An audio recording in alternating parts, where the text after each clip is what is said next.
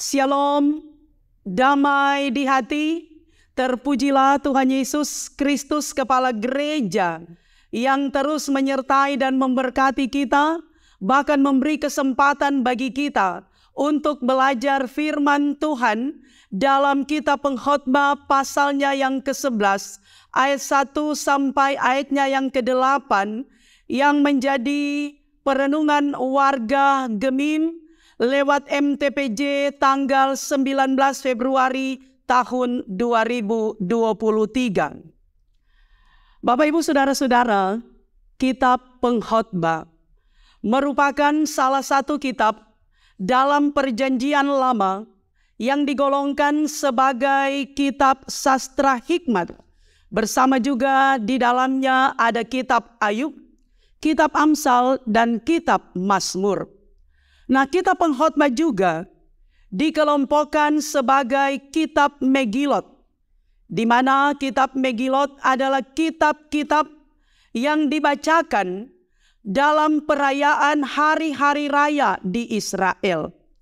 Nah, kitab yang tergolong dalam kitab Megilot adalah kitab Pengkhotbah, Kidung Agung, Ratapan, Ester, dan Rut. Nah, Kidung Agung dibacakan pada hari perayaan Paskah di Israel. Kitab Rut pada hari perayaan Pentakosta Israel. Kitab Ratapan dibacakan pada peringatan hari kehancuran Yerusalem. Kitab Ester dibacakan pada perayaan hari raya Purim. Dan kitab Pengkhotbah dibacakan pada hari perayaan Pesta Pondok Daun. Nah, dalam bahasa Ibrani, Pengkhotbah dinamakan Kohelet yang berasal dari kata kahal. Artinya kumpulan banyak orang atau kumpulan banyak jemaat. Atau dapat juga dikatakan orang yang berhimpun atau orang yang bersidang. Jadi dapat diartikan bahwa Kohelet itu adalah seorang yang mengumpulkan banyak orang atau banyak jemaat dan berbicara di hadapan kumpulan orang-orang tersebut. Dalam Alkitab versi Yunani atau Septuaginta, Kohelet disebut sebagai Eklesiastes, artinya pemimpin atau pembicara jemaat. Dan terjemahan Yunani ini menunjuk pada eklesia yang berarti kumpulan orang-orang percaya. Nah, terjemahan inilah yang diadopsi oleh Lembaga Alkitab Indonesia, sehingga kitab tersebut dinamakan Pengkhotbah, di mana seorang tokoh reformasi Kristen yaitu Martin Luther menerjemahkan kata Eklesiastes dalam bahasa Jerman yaitu Der Prediger, dan dalam bahasa Inggris disebut dengan The Preacher. Dari terjemahan ini maka Lai mengadopsi dengan kata Pengkhotbah atau kitab Pengkhotbah. Bahkan saudara perlu diketahui juga bahwa tradisi Yahudi dikatakan Kohelet itu merupakan nama atau julukan yang disematkan kepada guru kebijaksanaan Israel. Dan menurut tradisi Yahudi juga, kitab Pengkhotbah ditulis oleh Raja Salomo sesuai dengan keterangan dalam pembukaan kitab ini, yaitu Pengkhotbah pasal 1 ayatnya yang pertama dikatakan, inilah perkataan Pengkhotbah, anak Daud, raja di Yerusalem. Kemudian Pengkhotbah pasal 1 ayat 12 dan ayat 13 ditulis, aku Pengkhotbah adalah raja atas Israel di Yerusalem.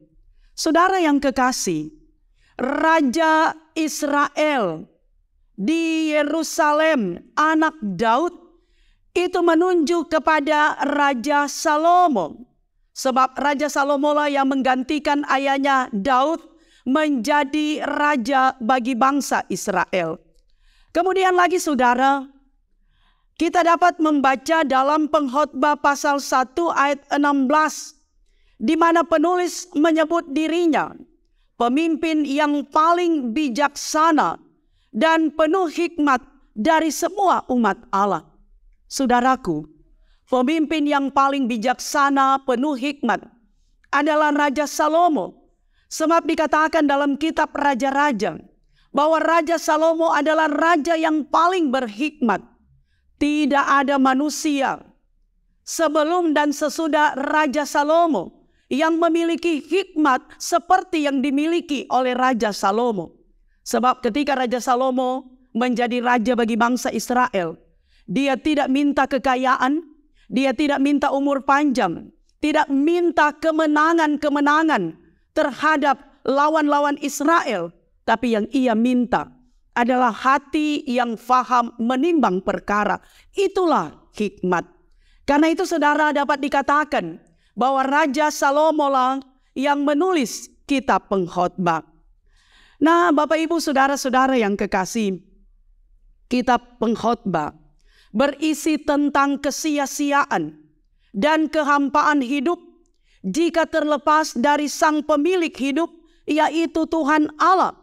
Pengkhotbah semasa hidupnya banyak menikmati kesenangan bahkan kenikmatan hidup. Di antaranya ada jabatan, ada kekuasaan, ada kekayaan, ada kehormatan, kejayaan, ketenaran, popularitas, bahkan romantisme. Tetapi Pengkhotbah dia katakan semuanya adalah kesia-siaan belaka.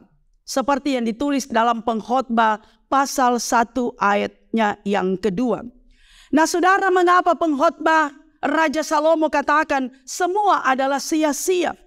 Karena ketika manusia tidak memfokuskan diri kepada Tuhan, ketika manusia tidak akrab, tidak dekat dengan Tuhan, ketika manusia jauh dari Tuhan, tidak terkonsentrasi kepada Tuhan, dan tidak mengandalkan Tuhan, maka hidup manusia adalah sia-sia. Tetapi sebaliknya, ketika manusia hidup akrab, dekat dengan Tuhan, hidup manusia terfokus kepada Tuhan, selalu memprioritaskan Tuhan di atas segala-galanya.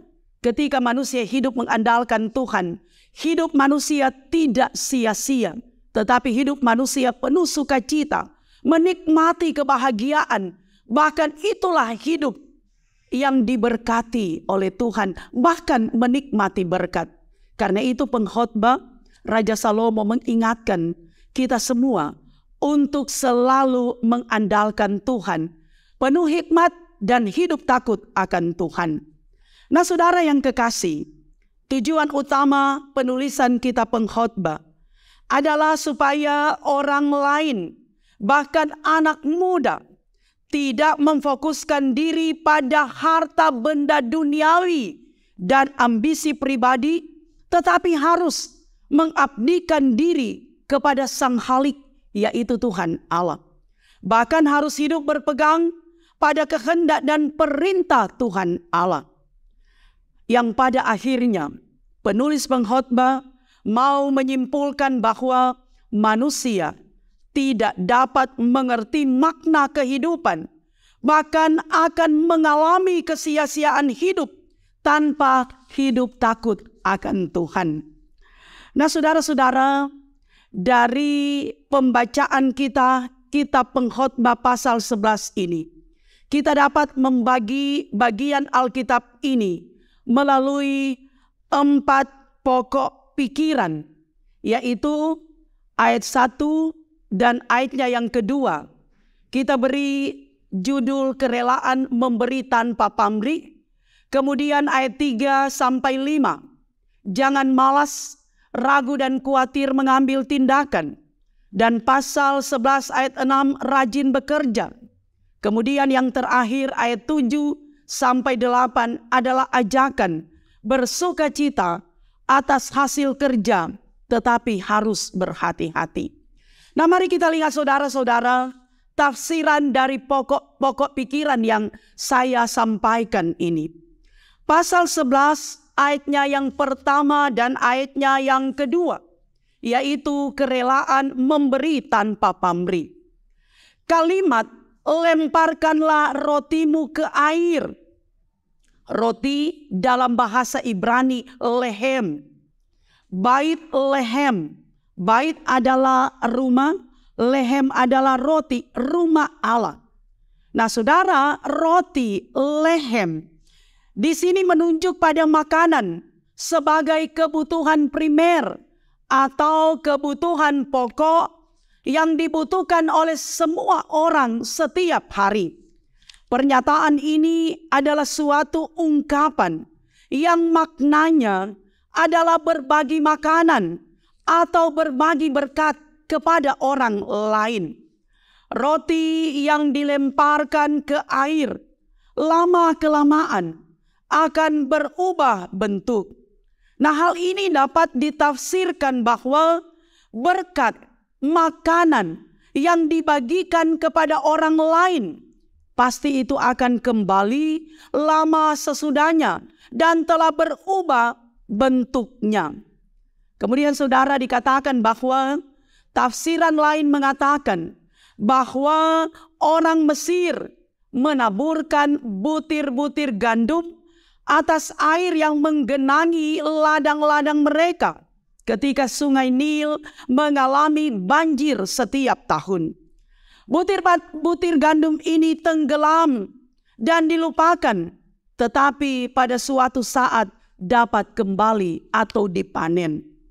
Nah, saudara, tindakan melemparkan roti ke air itu merujuk pada kemurahan hati dan kesediaan untuk berbagi berkat dengan orang lain, berbagi roti, berbagi makanan dengan orang lain. Artinya, manusia memberi dengan sukarela karena mungkin pada suatu hari manusia juga memerlukan pertolongan. Sikap bermurah hati atau kerelaan memberi harus dilakukan atas dasar kesadaran bahwa manusia lemah, manusia terbatas, dan manusia membutuhkan uluran tangan atau pertolongan dari orang lain. Manusia tidak tahu apa yang akan terjadi tentang hari esok atau masa depan. Karena itu, dengan kerelaan hati, manusia harus berbuat baik kepada yang membutuhkan pertolongan. Saudara yang kekasih, makna lainnya dari tindakan memberi dengan kerelaan hati adalah bahwa manusia tidak perlu takut, tidak perlu khawatir menjaga apa yang dimilikinya untuk tetap utuh dalam genggaman. Namun harus memperhatikan dan memberikan juga kepada orang lain yang membutuhkan, supaya mereka yang membutuhkan beban mereka menjadi ringan. Saudara, saat Tuhan memberi berkat, memberi kelimpahan dalam kehidupan kita, maka lapangkanlah hati kita, ringankanlah tangan kita untuk memberi, berbagi, menjadi berkat. Sebab itulah sejatinya hidup orang yang beriman kepada Tuhan Yesus. Seperti Yesus, dia rela memberi dirinya untuk kita. Maka kita juga, saudara, diharapkan rela memberi untuk kemuliaan nama Tuhan, dinikmati oleh banyak orang. Saudaraku yang kekasih, ayatnya yang pertama menjadi salah satu tema penting kita pengkhotbah, yakni masa depan adalah sesuatu yang tidak dapat diprediksi. Manusia terbatas untuk mengetahui dan menyelami peristiwa yang akan terjadi. Karena itu pengkhotbah selalu mengajarkan banyak orang untuk bertindak spontan, tidak terlalu khawatir tentang konsekuensi suatu perbuatan, asalkan hal itu telah diperhitungkan dan dapat dipertanggungjawabkan. Nah, bagian ini merupakan nasihat untuk melakukan perbuatan-perbuatan baik kepada orang miskin, bahkan sebagai obat yang terbaik yang menyembuhkan, dan ini adalah cara membuat kekayaan itu menjadi kebaikan dan kesejahteraan sejati. Kemudian saudara, kalimat lemparkanlah rotimu ke air, gandummu ke tempat-tempat yang rendah, juga merujuk kepada petani yang berjalan maju sambil menabur benih, menyisihkan gandum dari keluarganya untuk dipakai sebagai benih, karena mengetahui bahwa tanpa benih itu ia tidak dapat panen di tahun depan. Demikianlah orang yang murah hati mengambil gandumnya untuk dipakai sebagai benih dan mengurangi makanannya sendiri untuk memberikan persediaan kepada orang miskin supaya dapat menabur di segala tempat di mana terdapat air. Kita bisa bandingkan dengan Yesaya pasal 32 ayatnya yang ke-20. Sebab sama seperti ia menabur, demikian pula ia pasti menuai. Bandingkan dengan Galatia pasalnya yang ke-6 ayatnya yang ke-7.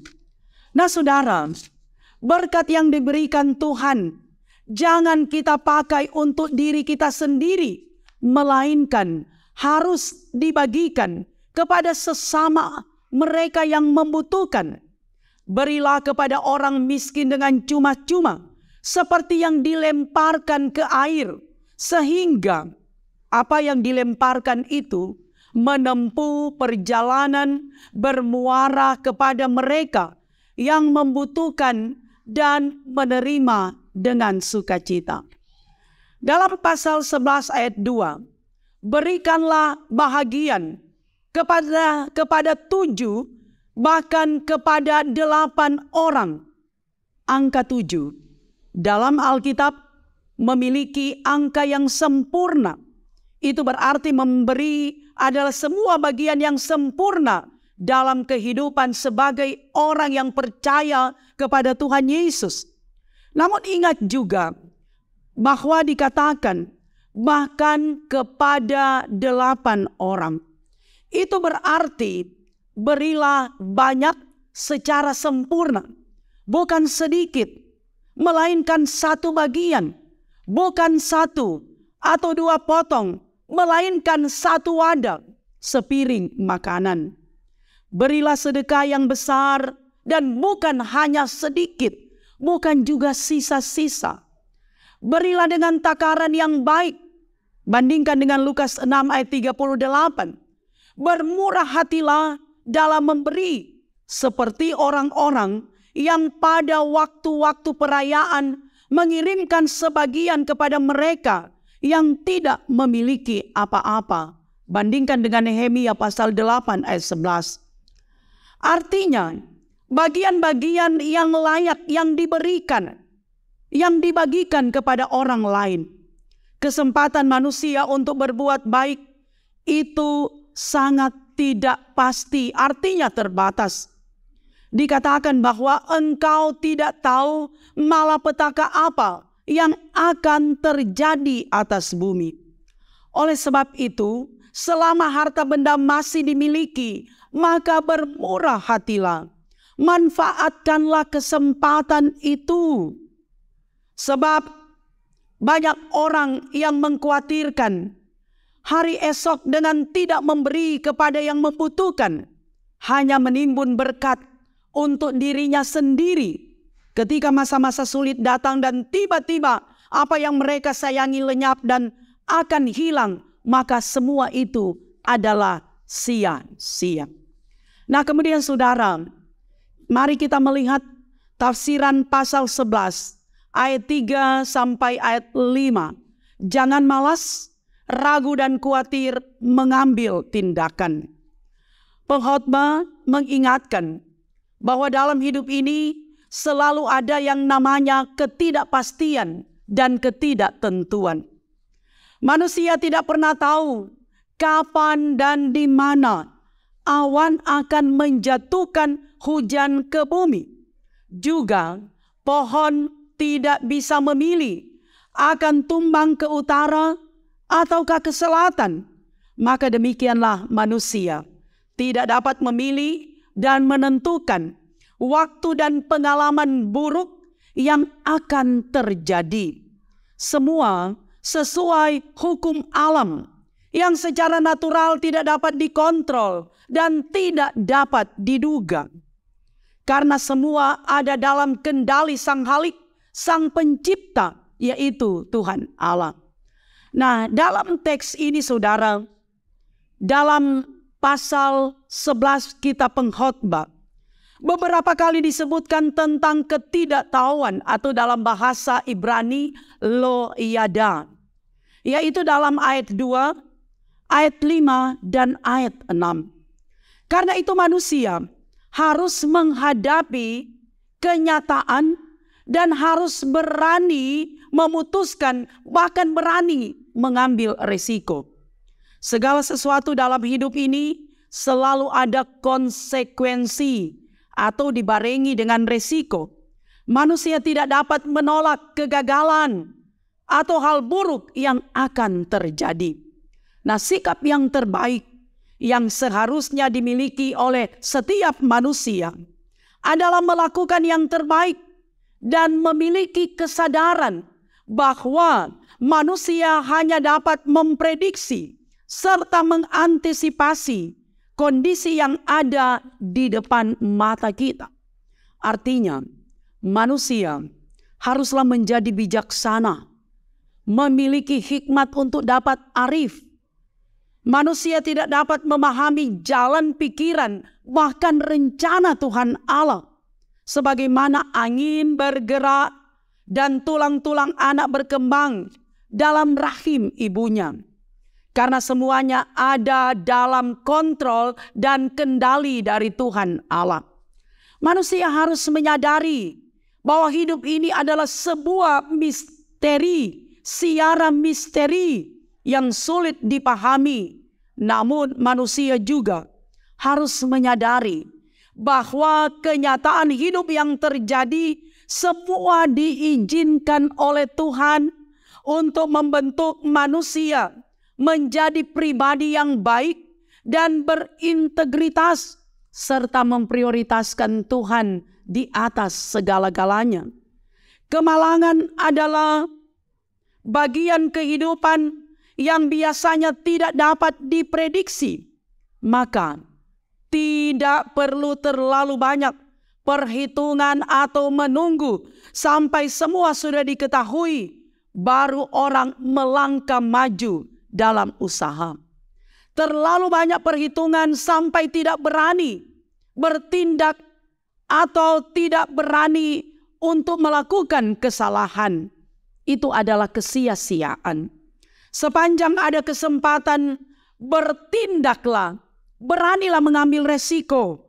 Dan niscaya dari sekian banyak tindakan, usaha yang dilakukan pasti akan ada hasilnya.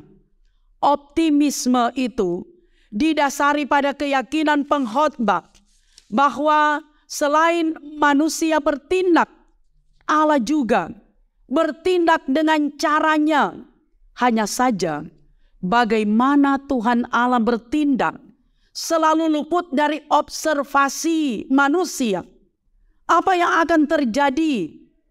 Aktivitas Allah di balik semua peristiwa yang terjadi itu menjadi misteri bagi kita manusia.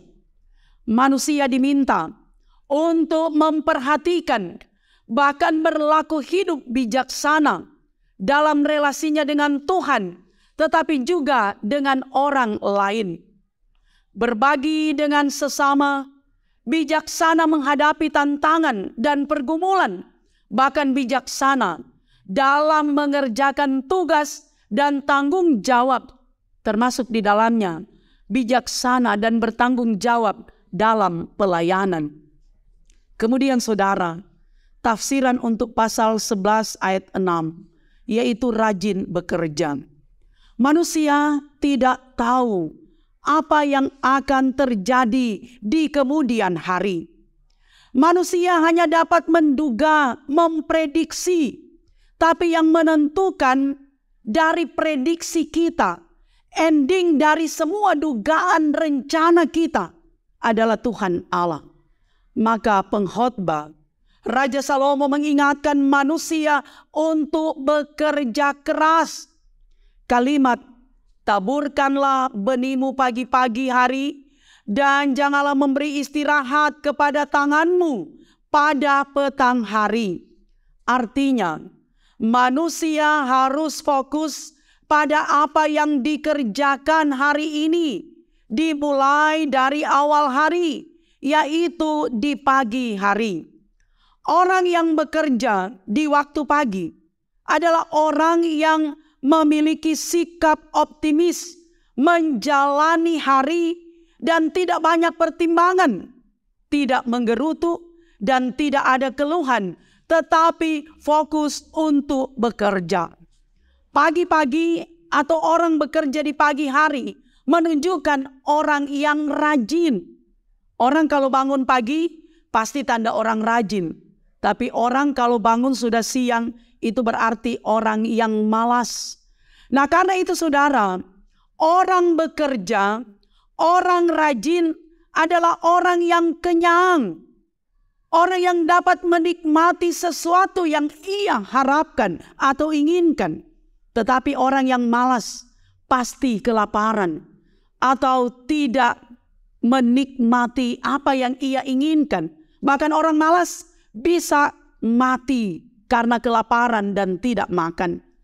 Nah, karena itu saudara, bekerja adalah mandat ilahi yang harus dilaksanakan oleh setiap kita umat ciptaan Tuhan. Sebab semua orang sudah diberikan hikmat oleh Tuhan untuk dapat membedakan mana yang baik boleh dilakukan dan mana yang tidak baik tidak boleh dilakukan. Dengan hikmat orang bekerja, maka yang pasti ketika kita memiliki hikmat, menggunakan hikmat dengan baik, pasti kita dapat menentukan pilihan pada hal yang benar, sesuatu yang benar, bahkan hal yang dikehendaki oleh Tuhan. Nah, karena itu saudara yang kekasih, selagi masih diberikan waktu, masih diberikan kesempatan oleh Tuhan, masih menikmati hidup, maka mari kita memaksimalkan segala potensi yang kita miliki sambil mengingat setiap nasihat yang diberikan agar dalam kehidupan tidak mengalami kemalangan karena jauh dari kehendak Tuhan. Nasihat bijaksana dalam ayat 6, taburkanlah benih. Simbol yang digunakan adalah benih yang harus ditaburkan pada pagi hari, di awal hari. Benih tersebut ditaburkan di awal hari dan pekerjaan tersebut harus dilakukan hingga petang atau sore hari. Dengan kata lain, sepanjang hari.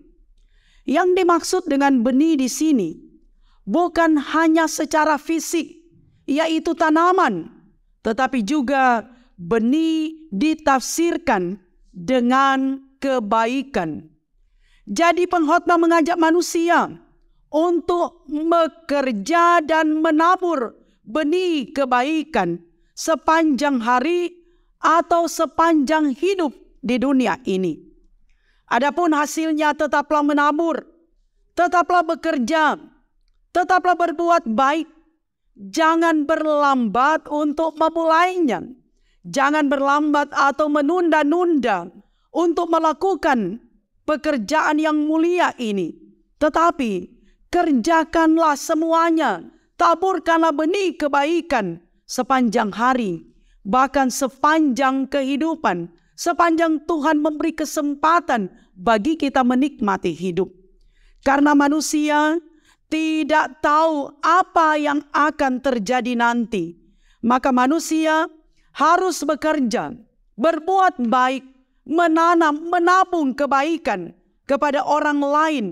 Itu adalah hal bijaksana yang pantas dilakukan oleh setiap orang berhikmat.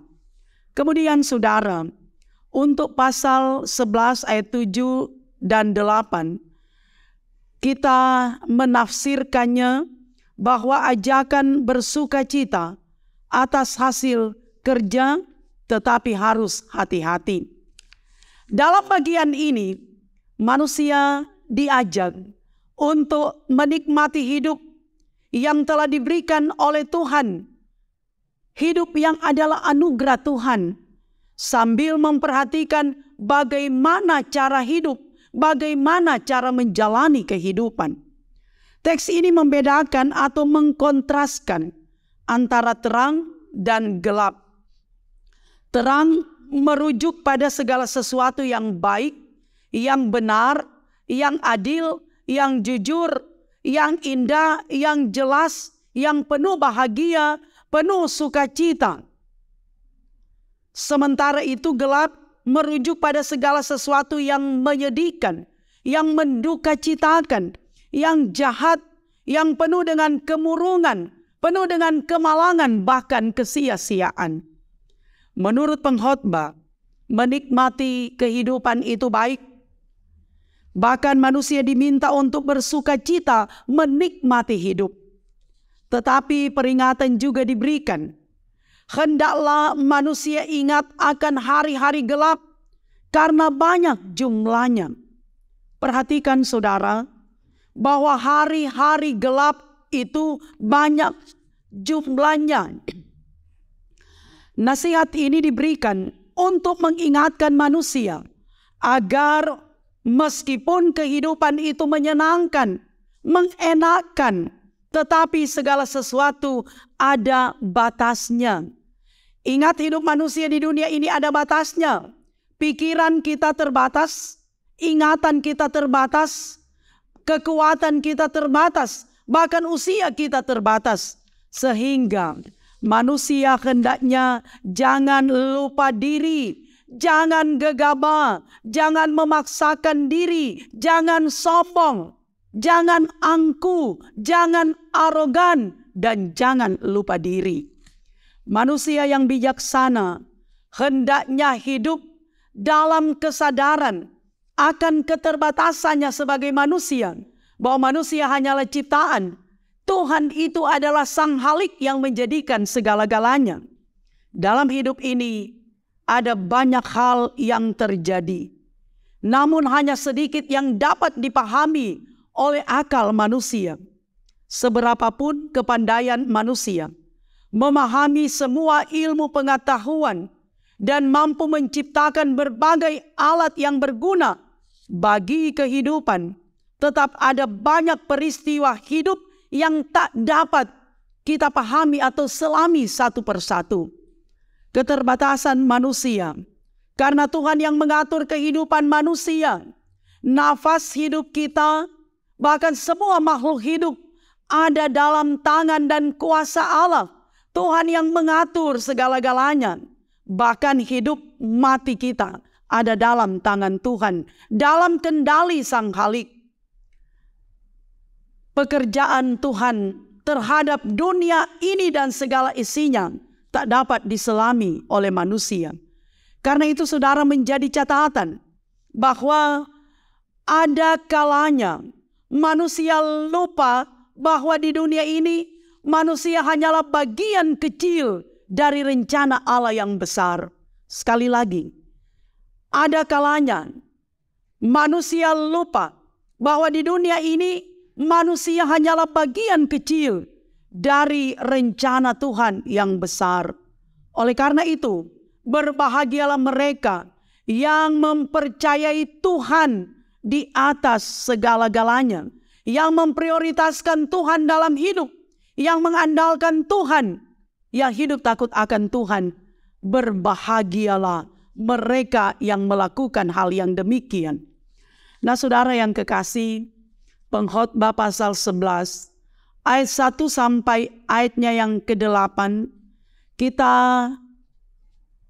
relevansikan firman Tuhan ini dengan konteks kontemporer atau situasi kita sekarang ini.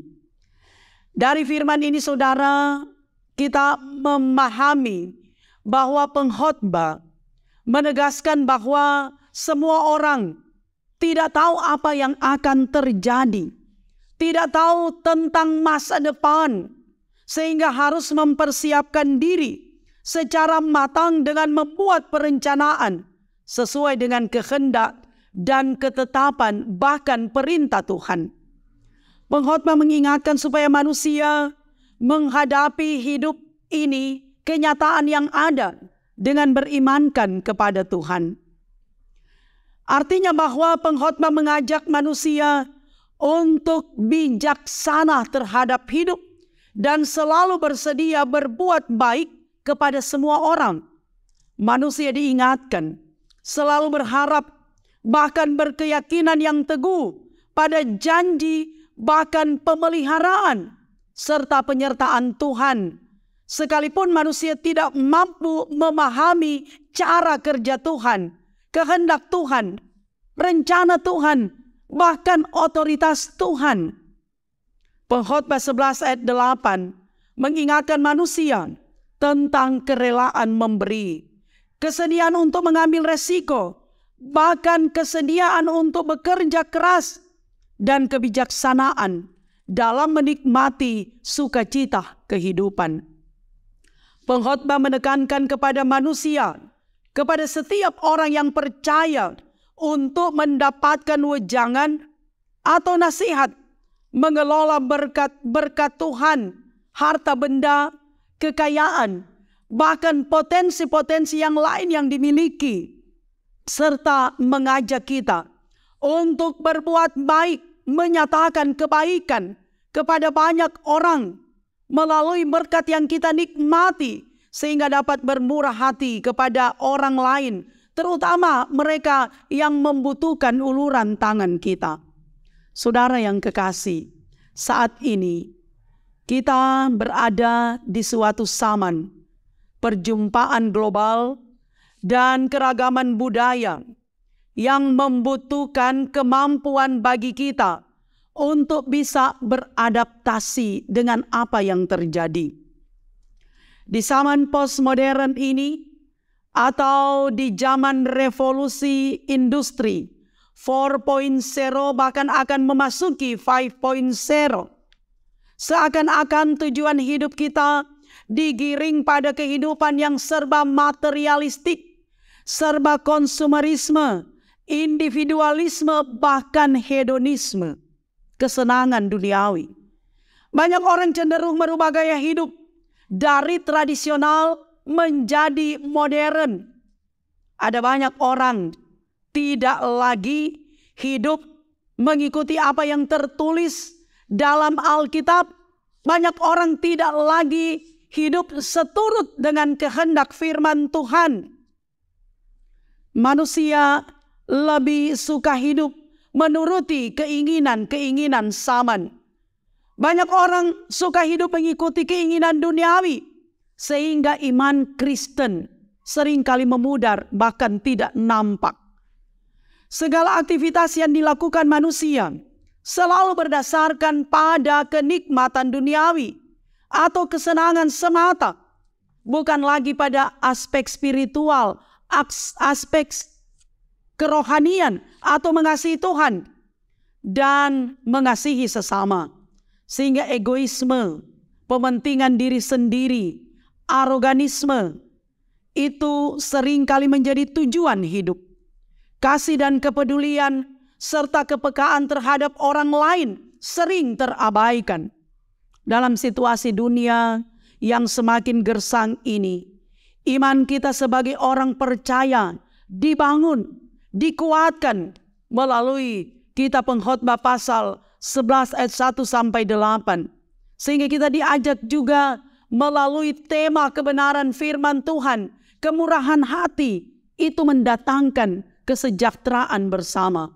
Orang yang murah hati, orang yang baik hati, orang yang tulus hati, orang yang rendah hati, pasti akan menjadi berkat, membawa berkat, menabur kebaikan, menanam kebaikan kepada banyak orang, kepada sesama, kepada lingkungan di mana kita tinggal dan berinteraksi.